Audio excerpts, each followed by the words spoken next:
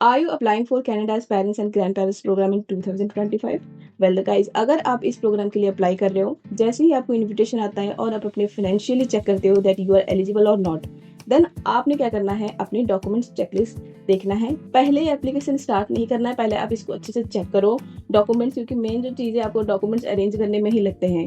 तो ऐसे में अगर आप अपने आप से ही स्टार्ट कर दोगे कहीं सुनी चीज़ों में, देन वो वर्क नहीं करेगा। आपका इसका प्रॉपर जो डॉक्यूमेंट चेकलिस्ट है वो चेक करना चाहिए कि क्या क्या डॉक्यूमेंट्स स्पॉन्सर की तरफ से लगेगा, क्या क्या डॉक्यूमेंट्स पेरेंट्स और ग्रैंड पेरेंट्स जिनको आप बुला रहे हो दैट इज एप्लीकेंट उनके एंड से लगेगा। इवन अगर आपका को साइनर है तो उनके एंड से डॉक्यूमेंट्स क्या लगने वाले हैं, आपको ये चीज़ें पहले चेक करनी है सो दैट कि आपकी एप्लीकेशन कंप्लीट हो at the time of visa submission और कोई भी रिटर्न या मिसिंग इनकम्प्लीट डॉक्यूमेंट का चांस ना हो। क्योंकि अगर आप कोई भी डॉक्यूमेंट मिस करते हो जो इंपॉर्टेंट है, मैंडेटरी है, तो ऐसे केसेस में आईआरसीसी आपकी एप्लीकेशन को इनकम्प्लीट डॉक्यूमेंट्स करके वापस कर देगी और ऐसे में आपका बहुत ज़्यादा टाइम बर्बाद होगा, इवन पैसे भी बर्बाद होंगे। तो वो रिस्क आपने नहीं लेना।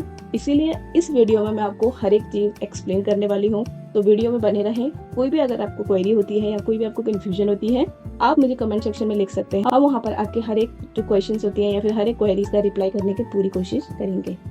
तो अगर हम इसकी जो फ्यू जनरल चीज़ें देखें तो आपको ये चीज़ पता है कि जो पीजीपी एप्लीकेशन है वो ऑनलाइन ही आपका सबमिट होगा through permanent residence portal. Yes guys, आप इसको ऑफलाइन सबमिट नहीं करोगे, आपको ओनली ऑनलाइन ही इसको सबमिट करना है। सेकंड चीज़, बहुत से लोगों को ये चीज़ नहीं पता है, बट जब आप डॉक्यूमेंट सबमिट करते हो at the time of submission आपको उसकी जो डॉक्यूमेंट चेकलिस्ट है विच इज़ IMM 5771E, इस फॉर्म को भी आपको इस एप्लीकेशन के साथ सबमिट करना होता है। ये जो अगर फॉर्म अगर आप देखोगे इसमें आपको टिक मार्क वाले लाइक सेक्शंस हैं, वहाँ आपने टिक करने जो भी आपने डॉक्यूमेंट्स अपने एप्लीकेशन के साथ अटैच किया है, देन आपको इसको अपने एप्लीकेशन के साथ अपलोड करना है। अगला है जो भी आप डॉक्यूमेंट्स रेडी करोगे, क्योंकि हमने सारा जो एप्लीकेशन है ऑनलाइन करना है, तो ऐसे में जो डॉक्यूमेंट का फॉर्मेट होगा वो या तो PDF होगा या तो JPG होगा, JPEG होगा या PNG या डॉक में होगा। और याद रखना है जो भी फाइल होगा वो अंडर 4 MB होनी चाहिए। 3.9 MB भी समटाइम्स एक्सेप्ट नहीं करते हैं, तो कोशिश करो 3.7 और 3.8 लास्ट हो फाइल को। अगर वो ज़्यादा बन रही है तो उसको आप कंप्रेस करो। कंप्रेस करने के लिए बहुत सारे आपको ऑनलाइन वेबसाइट मिल जाएंगे, वहाँ से आप इजीली उनको कंप्रेस कर सकते हो।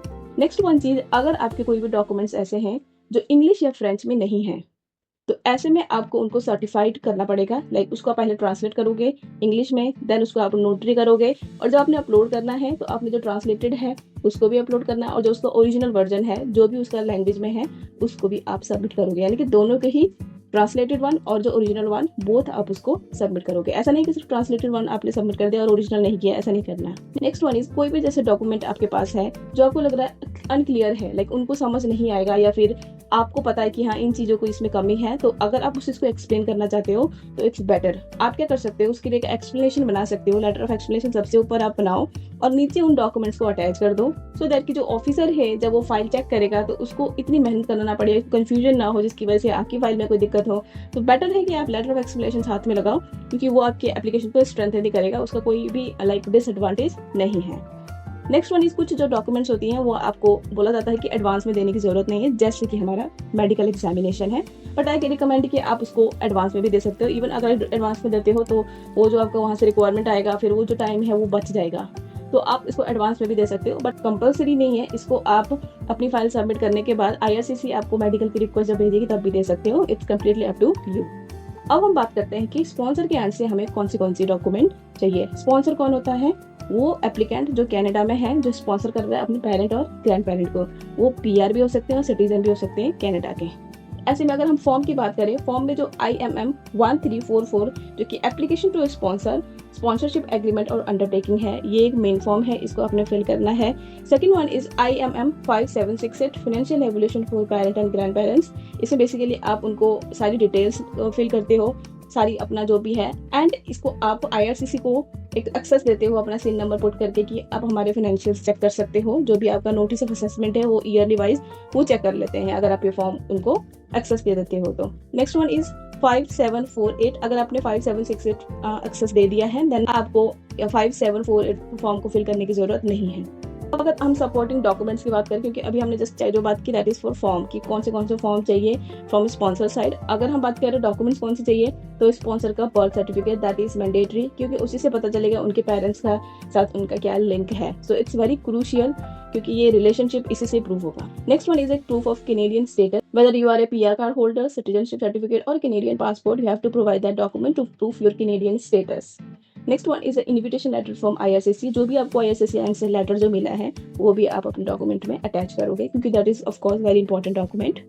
Next one is proof of income. Proof of income के बारे में लास्ट वीडियो में पूरा कंप्लीट वीडियो बना रखा है, तो ऑफ कोर्स की बात है, अगर आपको उसमें कुछ क्लियर नहीं है तो आप प्लीज वो वीडियो जाके जरूर चेक करें, क्योंकि उसमें कुछ भी जो अगर इनकम से रिलेटेड आपको माइंड में कोई भी एक क्वेश्चन चल रही है या कुछ भी आपको चेक करना है कि हाँ किस हिसाब से फैमिली साइज वगैरह है, then you must go to watch that video, because उसमें मैंने सारा इसका कंसेप्ट क्लियर किया हुआ है। वेल, अगर हम प्रूफ ऑफ इनकम की बात करें तो इसमें आपको जो CRA है, जो कैनेडियन रेवेन्यू एजेंसी है, उसके आंसर जो आपको नोटिस ऑफ असेसमेंट मिलती है वो आपको 22, 23 और 24 की लगानी है, उससे आपका इनकम पता चल जाएगा उनको। One is T4 slips, job letter और recent pay stubs. Well guys, ये ऑप्शनल है बट आई स्ट्रांगली रिकमेंड कि अगर आपके पास इनमें से कुछ भी है, लाइक T4 स्लिप्स तो आप में से हर किसी के पास होता है, जॉब लेटर भी अगर है या फिर पे स्टब्स भी है तो वो आप जरूर ऐड करें। Next one is marriage certificate और divorce paper if your marital status affects family size. तो ये चीज़ आपने याद रखनी है, अगर जैसे आपकी फैमिली साइज में वो मेंबर कैलकुलेट हो रहा है, देन मैरिज सर्टिफिकेट हो चाहे वो डिवोर्स पेपर हो, whatever documents you must have to provide that document as well. Next one is payment receipt. जैसे आप ये सारी एप्लीकेशन करते हो तो इसमें आपका एप्लीकेशन का जो फीस है वो आप पहले ही लाइक एडवांस में पे करते हो। जैसे मान लो आपको शाम को सबमिट करना है तो आप उससे पहले ही फीस पे करोगे, देन उसके बाद उसको अपलोड करोगे फी रिसिप्ट को, देन सबमिट करोगे। इसका ऐसे प्रोसेस होता है। तो पेमेंट रिसिप्ट भी मैंडेटरी है, जिसमें आपका स्पॉन्सर फीस होती है, एप्लीकेशन फीस होती है और बायोमेट्रिक फीस होती है। अब नेक्स्ट हम बात करें डॉक्यूमेंट्स फ्रॉम पेरेंट्स और ग्रैंड पेरेंट्स साइड, यानी कि जो एप्लीकेंट साइड से हो गए कि वहां से आपको क्या क्या डॉक्यूमेंट्स चाहिए। तो अगर उसमें हम फॉर्म की बात करें तो एक फॉर्म होता है generic application for permanent resident, that is a main important form, जो कि है IMM 0008। सेकेंड फॉर्म है schedule A background and declaration, जिसमें सारी ही बैकग्राउंड डिटेल्स जाती है, वो जो फॉर्म है दैट इज 5669। अगला जो डॉक्यूमेंट है एडिशनल फैमिली इन्फॉर्मेशन, आपकी फैमिली में जो भी है, आपके ब्रदर सिस्टर, आपके फैमिली में जैसे लाइक सन या फिर डॉटर, कोई भी स्टेप सन, स्टेप डॉटर, हस्बैंड और आपके पेरेंट्स, इन सब की इन्फॉर्मेशन जाती है इसमें, वो फॉर्म है IMM 5406। नेक्स्ट जो फॉर्म है that is IMM 5562 which is a travel history form. So अगर आपकी कोई भी ट्रैवल हिस्ट्री है तो आपने वो सारी चीजें यहाँ पर पुट कर दी है। Next one is IMM 5476 form, that is a use of representative form. ये फॉर्म तब लगती है अगर आप किसी एजेंट या लॉयर का सपोर्ट से अपनी एप्लीकेशन सबमिट कर रहे हैं। अब हम आगे बात करते हैं सपोर्टिंग डॉक्यूमेंट्स के बारे में। सपोर्टिंग डॉक्यूमेंट्स में वैलिड पासपोर्ट, जिसमें आपका बायोडाटा होनी चाहिए और ऑल वीजा स्टैम्प्स या ट्रैवल स्टैम्प्स होनी चाहिए। Next one is a birth certificate. Birth certificate भी मैंडेटरी है गाइस। अगर आपके पास बर्थ सर्टिफिकेट नहीं है देन आपके पास नॉन अवेलेबिलिटी सर्टिफिकेट होनी चाहिए या फिर एफिडेविट ऑफ बर्थ होनी चाहिए, जिससे ये कंफर्म हो जाए कि आपकी आइडेंटिटी स्पॉन्सर के साथ क्या है। सो ये भी आपका इंपॉर्टेंट डॉक्यूमेंट है। Next one is a marriage certificate if applicable, यानी कि अगर आप मैरिड हो, आपका स्टेटस मैरिड है, डिवोर्स्ड है, देन आपको ये डॉक्यूमेंट जो है वो प्रोवाइड करना पड़ेगा। अगला डॉक्यूमेंट अगर हम बात करें that is a national ID card, which means आपका आधार कार्ड और पैन कार्ड, ये भी आपने यहाँ पर लगानी है। अगला डॉक्यूमेंट है digital photo that met IRCC photo specification. इसके लिए वेबसाइट है, मैं उसका लिंक डिस्क्रिप्शन में दे दूंगी, वो फोटो की डिस्क्रिप्शन होनी चाहिए जो भी आप यहाँ से क्लिक करवाओगे।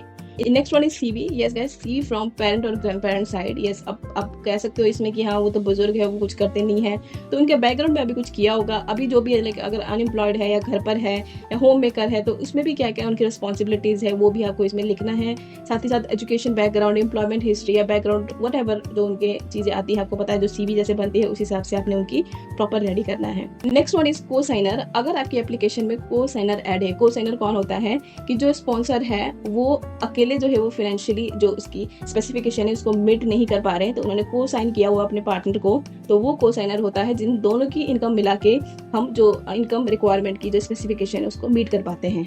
तो उस चीज में उस केस में क्या डॉक्यूमेंट चाहिए होगा, तो जो भी को साइनर है उसके लिए IMM 1344 को साइनर फॉर्म होती है, ये एक फॉर्म लगेगा। सेकंड चीज उनका proof of Canadian status such as PR card या सिटीजनशिप कार्ड वो लगेगा। मैरिज सर्टिफिकेट और proof of common law relationship वो जरूर लगेगा, वो मैंने ऊपर आपको पहले भी बता दिया है। CRA notice of assessment for the last 3 year, that is very mandatory, ये लगेगा ही लगेगा। ये बोथ लाइक स्पॉन्सर के एंड से और उनका जो को साइनर है उनके एंड से लगेगा। और T4 स्लिप्स भी लगाए अगर अवेलेबल है तो।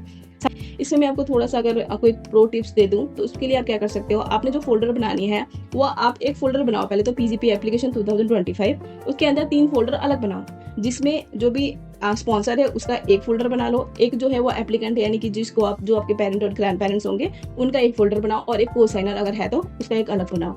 सारे ही डॉक्यूमेंट जिस हिसाब से मैंने आपको गाइड किया है उस हिसाब से उनका सारे डॉक्यूमेंट्स अरेंज करके उस जो फोल्डर है उसमें ऐड करो और उनकी नेमिंग कर दो प्रॉपर। सेकंड चीज कि आपने अपनी फाइल को सबमिट करने से पहले एक बैकअप लो, सो दैट कि आपको इन फ्यूचर अगर जरूरत पड़े कोई भी डॉक्यूमेंट्स के इनमें से तो उसको आपको हेल्प कर सके। नेक्स्ट वन इज आप इसको डबल, ट्रिपल, 4, 5 टाइम चेक करो, सो दैट कि आपकी एप्लीकेशन में कुछ भी जो ऐसे डॉक्यूमेंट ना हो जो मिस हो, या फिर कुछ भी ऐसे डॉक्यूमेंट ना हो जो इनकम्प्लीट हो, मिसिंग हो, इसकी वजह से आपकी एप्लीकेशन वापस आ जाए। तो ये चीज आपने याद रखनी है। So guys that's the full PGP Canada 2025 document checklist. So if you follow this guideline very carefully, your application will be complete, accurate and less likely to face delay. So if you found this video helpful, don't forget to like, subscribe and share, and check the description below for the useful link and include the official IRCC guides and checklist. Thanks for watching and best of luck with your PGP application. मिलते हैं अब next video में जिसमें हम इसके next step को cover करेंगे। Thank you so much.